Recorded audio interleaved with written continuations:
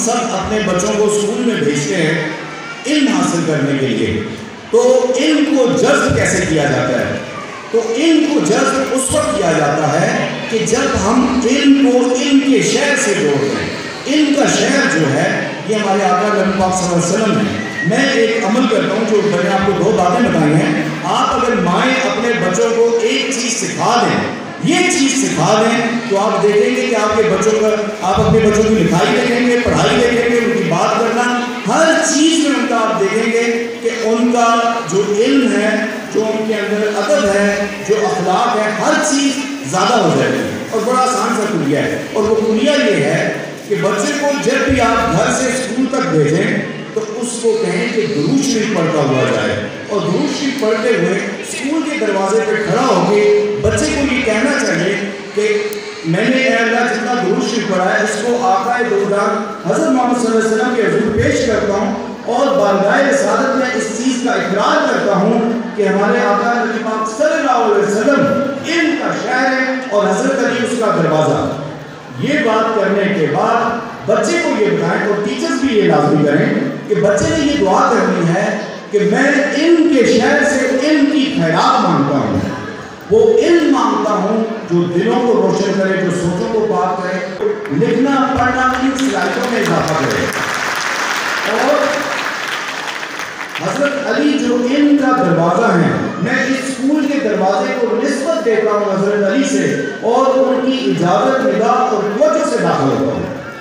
یہ چیز آپ نے بچوں کو اگر بتا دی اور بچوں نے اس پہ عمل کرنا شروع کیا تو آپ دیکھیں گے کہ بچوں کا علم جو ہے وہ واقعی مطلب آپ کو اس سے فائدہ ہونا شروع ہو جائے گا۔ علم وہی علم ہوتا ہے جو انسان کو فائدہ دے، نفع دے۔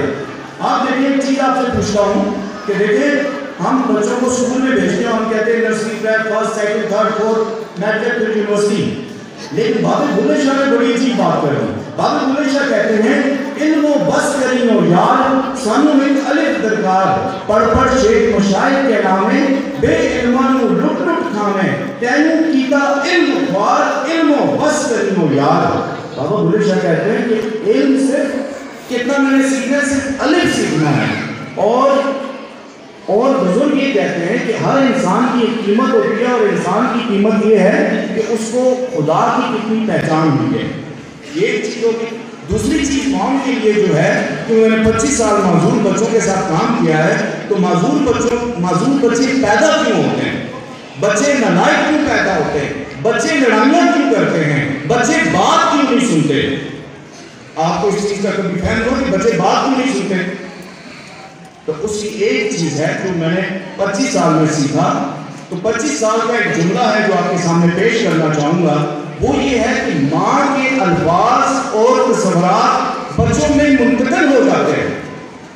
جب ہمارے پاس کوئی معذور بچہ آتا ہے داخلے کے لیے تو اس کی ماں سے میں ایک بات پوچھتا ہوں، وہ بات یہ پوچھتا ہوں کہ آپ بتائیں بچپن میں آپ کیسے تھی، آپ کا رویہ کیسے تھا، بچپن میں آپ غصے والی تھی، آپ چھوٹی چھوٹی بات پہ پریشان ہو جاتی تھی؟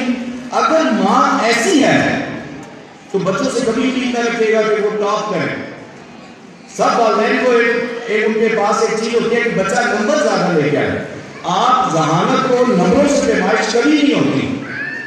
بچے کی جو پیمائش کرنی ہے، موجودہ زمانے کا جو المیہ ہے، بلال قدرت فرماتے ہیں کہ موجودہ دور کا جو المیہ ہے سب سے بڑا المیہ، سننے کے لائق یہ بات ہے، وہ یہ کہتے ہیں کہ we are the product of unhappy marriages, کہ ہم جو ہیں وہ یہ جو شادیوں میں جو آپس میں میاں بیوی کی لڑائی چل رہی ہوتے ہیں، یہ بچوں کے ذہنوں پہ، ان کی سوچوں پہ، ان کے کردار پہ اس کا بہت برا اثر ہوتا ہے۔ تو ماں کو جب بھی میرے پاس کوئی بچہ آتا ہے، والدہ لے کے آتی ہے، تو پہلا کام جو میں والدہ کو کہتا ہوں کہ بچہ اس وقت ٹھیک ہوگا، یہ ایک معذور بچے کی بات کر رہا ہوں، تو اس کو آپ دیکھیں معلوم کے لیے کیا ہوگا کہ ماں کو میں یہ کہتا ہوں کہ آپ کا بچہ اس وقت ٹھیک ہوگا جب آپ اپنے دل سے سب کو معاف کریں گے۔ موجودہ دور میں جو ایک المیہ ایک اور ہے ہمارے گھروں میں، ہمارے نظام تعلیم میں، وہ یہ ہے کہ ہمارے رشتے پائیدار نہیں ہوتے۔ مائیں اور اسکول اور اساتذہ بچوں کو لانگ ٹرم ریلیشن نہیں سکھا سکتے۔ لانگ ٹرم ریلیشن ہمارے ہیں. آپ کسی سے پوچھیں اگر کسی کی کوئی دوستی ہے تو وہ کتنا عرصہ رہتی ہے, رشتے ہیں تو وہ کیسے رہتے ہیں. گھر میں ہم اپنی بچیوں کو اس طرح ٹرین نہیں کرتے. میرا ایک جملہ ہے, میں یہ کہتا ہوں کہ جس بچی کو, چھوٹی بچی کو اگر اپنے بھائی کو ڈیل کرنا آ گیا تو اسے آدھی دنیا ڈیل کرنے سیکھ لی, اگر گھر میں بچی بھائی کو ڈیل کرتا. اسی طرح جاتے جاتے بچوں کی ذہانت میں خوراک کا بڑا عمل دخل ہوتا ہے. بچوں کی جو خوراک ہوتی ہے اس کا ڈائریکٹ تعلق ان کے بیہیویئر کے ساتھ اور ان کی انٹیلیجنس کے ساتھ ہوتا ہے. تو ایسی کون سی خوراکیں جس سے ذہن تیز ہوتا ہے. سبز چیزیں جتنی بھی ہوتی ہیں, سبز چیزیں, سبز سبزی, ساگ, یہ وہ, اس میں ذہانت سب سے زیادہ ہوتی ہے. اس کے علاوہ جو بچے پڑھتے ہیں ان کے لیے ایک کام لازمی کرنا چاہیے کہ ان کو کھجور لازمی کے اس میں دینا چاہیے. دو چیزیں ہوتی ہیں, ایک ہوتی ہے میموری, یاداشت, ایک ہوتی ہے یاداشت کو پروسیسنگ کرنا. تو ان دونوں کے لیے جو فوڈ ہوتا ہے اس کا نام ہے حلوہ. اگر آپ بچوں کو حلوہ کھلائیں, یاد رکھیں کہ جو برین ہوتا ہے, دماغ ہوتا ہے, اس کی جو خوراک ہے یہ گلوکوز ہے. اس کے علاوہ اگر آپ اپنے بچوں کو ذہین بنانا چاہتے ہیں تو ذہین بنانے کے لیے جو سب سے آسان طریقہ ہے وہ ہے پیسفل مائنڈ. اگر آپ اپنے بچے کو, آپ کے بچے کو ریلیشن بلڈنگ اس کی اچھی نہیں ہے تو آپ ریلیشن بلڈنگ پہ لازمی کام کریں. اور میں آپ سب کا بہت بہت شکریہ. اور آخر میں منور صاحب آپ کے لیے ایک چیز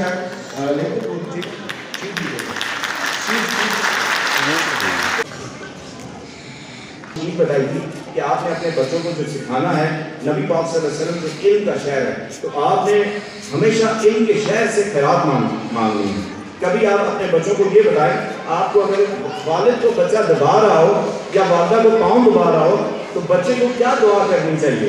بچے اگر یہ دعا مانگ کے پاؤں دبائے کہ میں علم کے شہر سے والدین کی خدمت کا شعور مانگتا ہوں, تو آپ دیکھیں گے کہ وہ بچہ آپ کا کیسا بنتا ہے. بہت بہت شکریہ آپ کا.